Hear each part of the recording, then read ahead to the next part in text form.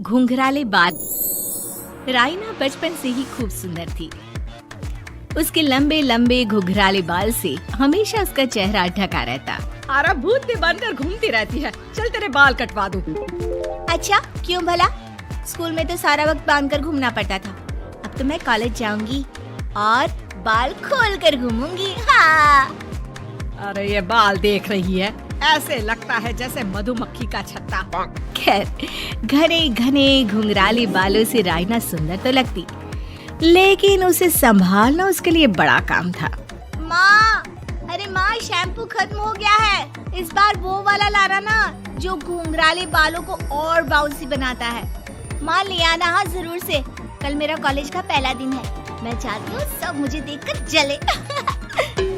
अगले दिन राइना कॉलेज पहुँचती है, जहाँ एक लड़का उसे छेड़ते हुए कहता है, अरे लगता है चाउमीन में सोया सॉस कुछ ज्यादा ही गिर गया। अरे मुझे तो चेहरा दिख ही नहीं रहा। लड़कियां भी राइना का मजाक उड़ाती है। अरे यार, ये कंगना की कॉपी करके कौन आया है? लोकल कंगना और कौन? राइना को सभी पर गुस्सा आता है, लेकिन वो कुछ नहीं कहती। स्कूल में तो बाल बंधे ही रहते थे, लेकिन कॉलेज में राइना एक लड़की से कहती है, हाय, मेरा नाम राइना है, मुझे आर्ट्स डिपार्टमेंट में जाना है।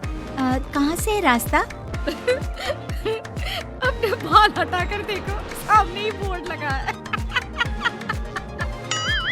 राइना को कॉलेज में भी दोस्त बनाने में दिक्कत आ रही थी। वो रोते रोते घर आ जाती है। माँ, मैं क्या करूं? आज तो सारे दिन लोगों ने न जाने क्या क्या बोलकर मेरा मजाक ही बना कर रख दिया। माँ प्लीज कुछ करो ना मेरे बालों का। मैंने तो पहले ही कहा था कटा दे, पर तू। अरे कटाने से क्या होगा, उल्टा जो थोड़े बांध कर ये इन्हें समेट सकती है ना, वो भी नहीं कर पाएगी। तो क्या मेरी कोई दोस्त नहीं बनेगी कॉलेज में, या मैं हमेशा लोगों के मजाक का ही शिकार होती रहूंगी? राइना जोर जोर से रोने लगती है। तभी उसका छोटा भाई आ जाता है और राइना के बालों के बीच एक पेंसिल छुपा देता है। तभी उसका दोस्त भी पीछे से आ जाता है। अरे ढूंढो ढूंढो, कहाँ है पेंसिल? मैं नहीं बताऊंगा। दोस्त काफी कोशिश करता है, लेकिन उसे पेंसिल नहीं मिलती। वो वहाँ से चला जाता है। थैंक्स दी, आज आपके बालों ने तो मुझे बचा ही लिया। अच्छा, बहुत दिनों के बाद बालों को लेकर कुछ अच्छा सुनने को मिला। मुझे भी पहले लगता था कि मेरे बाल सबसे सुंदर है, लेकिन अब पता चला। अरे क्या पता चला, क्या हो गया? देख, किसी भी चीज के ना दो पहलू होते हैं। या तो तुम बालों से ही लोगों का मन जीतो, या फिर रोती रहो। अब ऐसे घने बाल तो तुम्हें भगवान ने दिए हैं। राइना को पिता की बात समझ में आ जाती है। वो सोच लेती है कि जिन बालों के कारण वो कॉलेज में एक भी दोस्त नहीं बना पा रही है, उन्हीं बालों से वो दोस्तों की लाइन लगवा देगी। अगले दिन कॉलेज में डेस्क में राइना बालों को आगे कर लेती है और लोगों को लगता है कि राइना का चेहरा पीछे है, लेकिन राइना घने घुंघराले बालों को हटाकर हंसने लगती है। देखा मेरे बालों का कमाल, इससे मेरा चेहरा भी नहीं दिखता और मैं चलती क्लास में सो भी सकती हूँ। सभी राइना को देखकर हंसने लगते हैं। क्लास में परीक्षा चल रही होती है, तो राइना अपने बालों में चीटिंग के पेपर छुपा छुपा कर आसपास के बच्चों की मदद भी कर देती है, जिसके बाद से तो राइना क्लास की हीरोइन बन जाती है। वाह राइना, तेरे बाल तो बहुत कमाल के हैं। मैं तो इन्हीं के कारण पास हो गई। और पता है, मैं तो अपने काम का सामान राइना के बालों के बीच में ही फंसा देती हूँ। जैसे जैसे काम होता है वैसे वैसे इस्तेमाल करती हूँ। अब तो क्लास में हर कोई राइना के साथ बैठने की जिद करता। राइना में इसे लेकर घमंड आ जाता है। उसे लगता है कि वही क्लास की सबसे डिमांडिंग लड़की है। फिर एक दिन, मैं इस कॉलेज में नई आई हूँ, क्या आप मेरी दोस्त बनेंगी? मैं? ओह सॉरी, मैं इस क्लास की सबसे डिमांडिंग लड़की हूँ। हर कोई मेरे साथ ही रहना चाहता है। एक काम करो ना, वो पीछे की सीट दिख रही है, जाओ जाकर वहीं बैठ जाओ। लड़की को राइना की बात बहुत बुरी लगती है, लेकिन वो करती भी तो क्या, जाकर चुपचाप पीछे की सीट पर बैठ जाती है। तो आज का लेसन सबने याद किया है ना बराबर से? जितनी भी चीटिंग करने वाली लड़कियां थी, वो राइना के पीछे जाकर बैठ जाती है और जोर से चिल्लाती है, जी मैम, सब कुछ याद है, कहीं से भी पूछ लो, हम तो मास्टर हैं मास्टर। क्यों?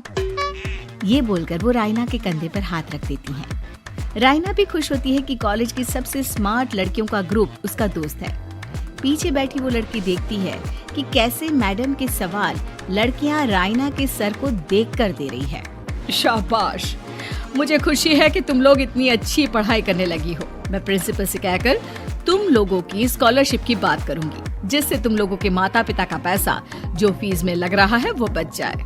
सभी लड़कियां खुश हो जाती हैं। टीचर के जाने के बाद एक लड़की कहती है, गर्ल्स, अब हम लोग ना सिर्फ सबसे स्मार्ट बल्कि सबसे इंटेलिजेंट भी हो गए हैं। इसी बात पर आने वाले संडे को मेरे घर पर पार्टी, सबको आना है, ओके? सभी लड़कियां पार्टी के लिए एक्साइटेड हो जाती हैं। रायना भी। माँ, मेरे कॉलेज की सबसे स्मार्ट लड़की ने पार्टी रखी है संडे को। मैं भी वहाँ सबसे अच्छी दिखना चाहती हूँ, लेकिन ये बाल। घुंघराले बालों का तो कर भी क्या सकती है। तभी उन लोगों की नजर पार्लर के एक इश्तिहार पर पड़ती है जो 3000 रुपए में बाल स्ट्रेट कर रहा था। माँ, मुझे पैसे देना, मैं बाल सीधे करवा कर आती हूँ। संडे को पार्टी में सबसे अच्छी लगूंगी। बस फिर क्या था, अपने घुंघराले बालों को रायना पार्लर जाकर स्ट्रेट यानी कि सीधा करवा लेती है।